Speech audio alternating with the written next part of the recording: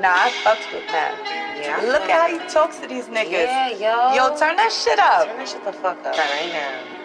Talking that shit. Let's go. Yo. When you up and you winning, shit is awesome. Never felt real pain till a nigga lost one. If somebody take from you, what it's gonna cost them? Tired of niggas acting like they really put in work.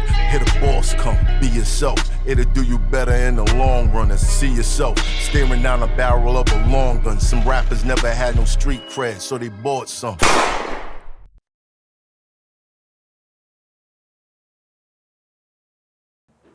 I get there, and I see my mom, and I see an ambulance in front of the thing.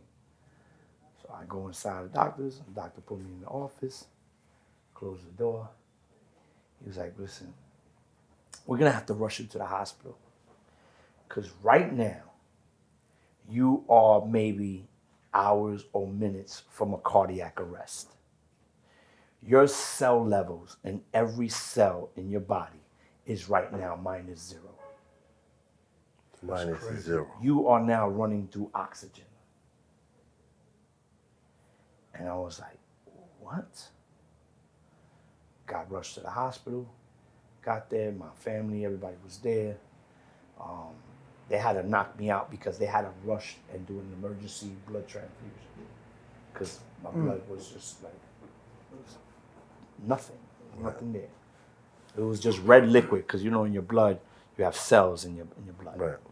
There was not one. Wow, that's crazy. So they gave me a transfusion. I was in the hospital. Finally, when the transfusion was over, they woke me back up. I woke up, and I got to see that I was in a hospital bed. So the doctors came in, and they were like, all right, so you're going to have to stay here. We're going to have to keep you, because we're going to have to find out what's going on with you, why you lost so much in a period, you know, whatever.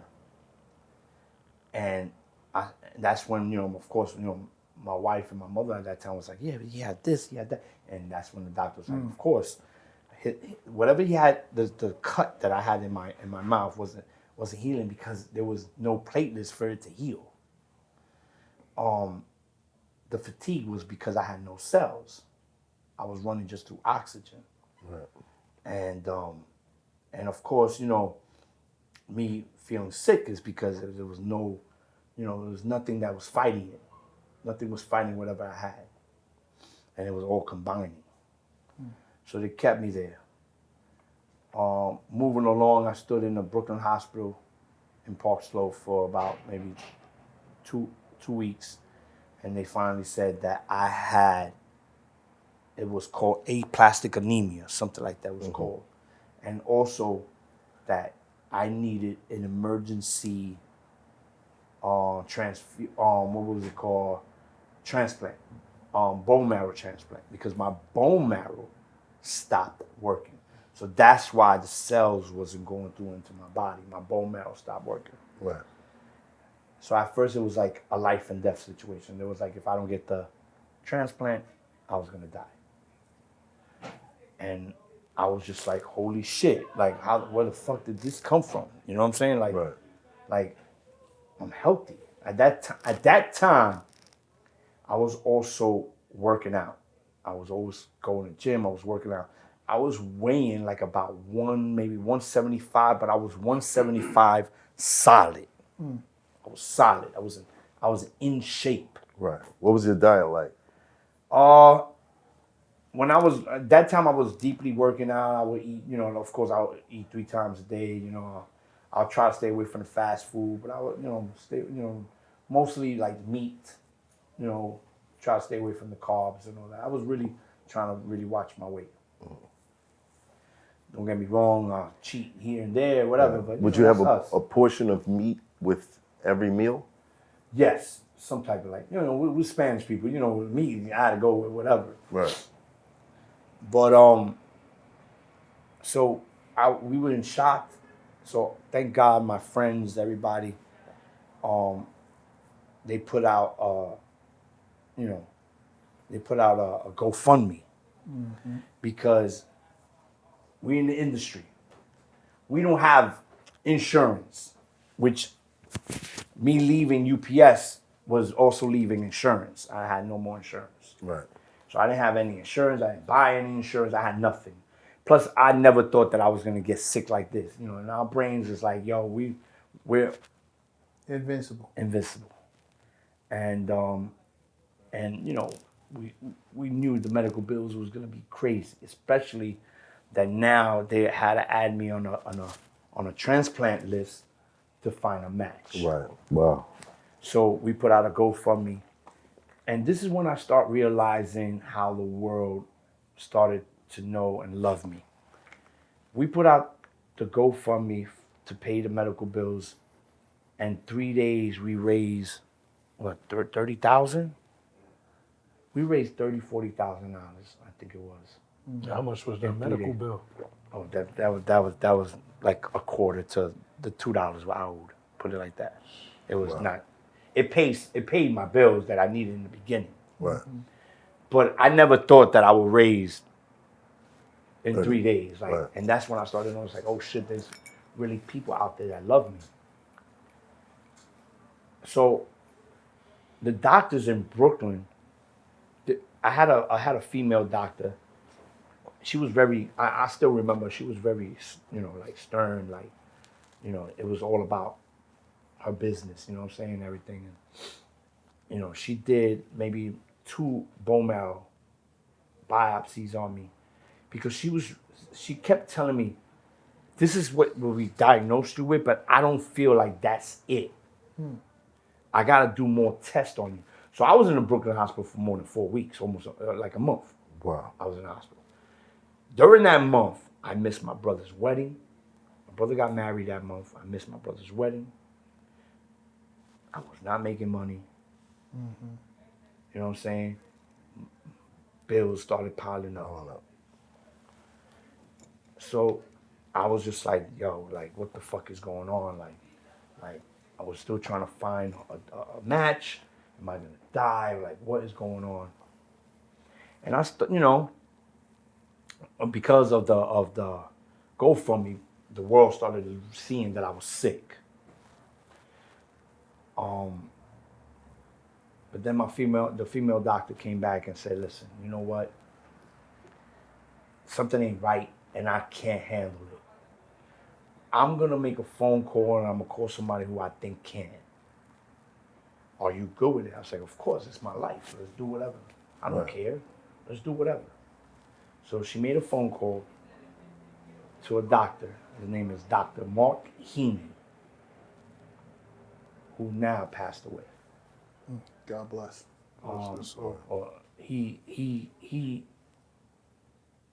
He's one of those people that's highlighted in my life because he's one of the reasons why I'm still here.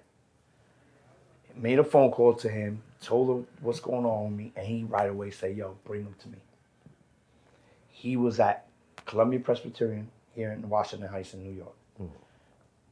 And they transferred me from the hospital in Brooklyn to up there. And then in less than 2 days, they did another bone marrow biopsy. They ran all the tests again that I did in Brooklyn. They had to do it one more time. That me and my mother was arguing about it because like, yo, we just did it. Like, you can't grab whatever they did over there because, yo, that biopsy is not a joke. Like, the first time they did the bone marrow biopsy, I felt everything. Like, I nearly crushed my mother's arm because I felt the pain from what they were doing. And to do it again, you know what I'm saying? Like, they had to literally convince me, like, yo, the doctor you got now, you know what I'm saying? He knows what he's doing. Believe me, you're not going to feel it. And he did it, and it was true. He did a great job. But it took them less than 2 days to find out the real reason why I was sick. And I will never forget that day, because that day I was in my hospital bed and my mother was sitting in the corner. It was just me and her.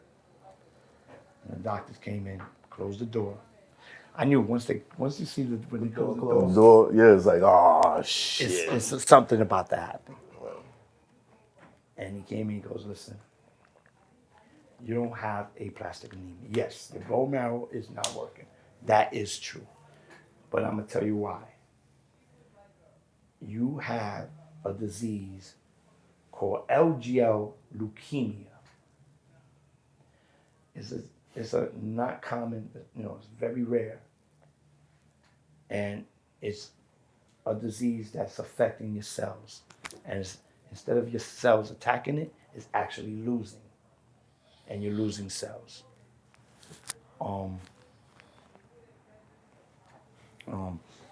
Just tap him on the leg. And You was in heaven just now, bro. this is a blooper. So at first I knew about leukemia, but I didn't know what really was until my mother started crying. And I'm asking my mother, why are you crying? Like, this leukemia. Like, I didn't know how really dangerous it was. And the doctor comes up to me and goes, do you know what leukemia is? I said, no, not really, but it's a disease, right? It's a disease I know we could fight. You give me some medicine for it probably, right? Yeah. He goes, it's cancer. And I said, so I have cancer? And he goes, yes. You have blood cancer. When he said that, my whole world changed. My dreams and everything went blank. My whole brain went blank. Everything just, to hear the word cancer is like saying, all right, God, just let me know what day you're taking me. Yeah. I was just not ready for it. And I was not ready to see my mother the way, in the state that she was in. To the point that I forgot about me. I had to comfort her. So the doctors, listen, we're gonna do our best. We are the #1 hospital. This is, Dr. Heaney was like, this is what I studied for. This is what I work on. That's what we do here. This is what we do. So this is something that we're gonna fight for, and we're gonna continue to fight until we know we get it under control, or we beat it, or whatever else. We have a lot of options, but everything that I wanted to hear. But even though he said that, I'm still like, I'm gonna die. And that day, I made sure my mother was comfortable, she was good. I told my mom, I'll be right back. I just need to take a walk. I went to the nurse's office. I said, yo, do you have like a room where I could go and I could just be by myself? Yeah, there's a room right there. It's a private room that you need a code. Can you give me the code? I just want to go in there. I said, but just do me a favor. If you hear something, it's nothing bad going on. It's just me. Let me be me. You sure you need anybody with you? No, let me just be me. I went in the room, and no lie, I stood in the room for a whole 60 minutes. I cried, I kicked, I yelled, I screamed, I punched. I didn't want to damage the walls, I punched the floors. I did everything to let everything out because I needed to do it. Right. I felt like that was the moment that I needed to let it out. And then once I did all that, I promised myself that day, and I'll never forget, I said it to myself, that no matter what I was going to go through, if I'm going to leave this earth, I'm going to leave this earth fighting. But I'm also going to continue my life. I'm not going to stop my life, and I'm going to continue on. And when I left that room, that was probably maybe one of the first and last times that I cried my butt off and screamed and yelled and did everything. And I got to find out about everything. And then what I did next, which my family didn't approve it until now they see the bigger picture, is that I went on social media and I told the world what happened and what I have. Bust down rolling for the hell of it. It's my time to shine, spotlights is my element. Fuck a plain Jane, don't insult my intelligence. I don't plan on selling it, so I don't see the relevance. You niggas having pawn shop nightmares. I'm light years ahead of niggas, even on a light year. Don Perignon stain the laces of my night ears. Born poor, but I'ma die rich, nigga, life's fair.